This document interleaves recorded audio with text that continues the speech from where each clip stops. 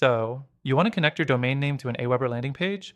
Maybe you've set up your landing page, but you don't want a generic AWeber URL, you want a custom domain that looks professional.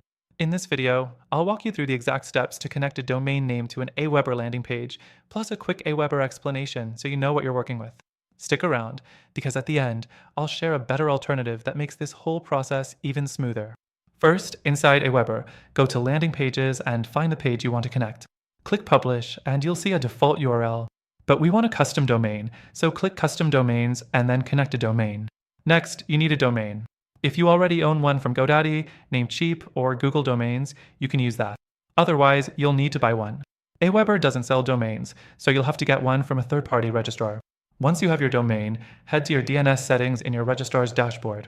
You need to add an A record that points to Arbor's IP address. AWeber provides this IP inside their setup guide. Some registrars also require you to delete any existing conflicting records before adding a new one. After updating your DNS settings, go back to AWeber, enter your domain, and click Verify. DNS changes can take time, anywhere from a few minutes to 24 hours, so be patient. Once verified, your landing page will be live on your custom domain. Now, let's talk about AWeber itself. AWeber is great for email marketing, and their landing page builder is decent, but it's not the most flexible. If you want more customization, advanced design options, or easier domain management, there are better tools out there.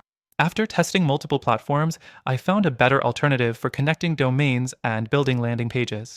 If you want a tool that gives you more control, better designs, and a smoother setup, check out the first link in the description. Through our link, you'll get the best free trial and exclusive perks only available to our viewers. Hope this helped. Let me know if you have any questions in the comments, and I'll see you in the next one.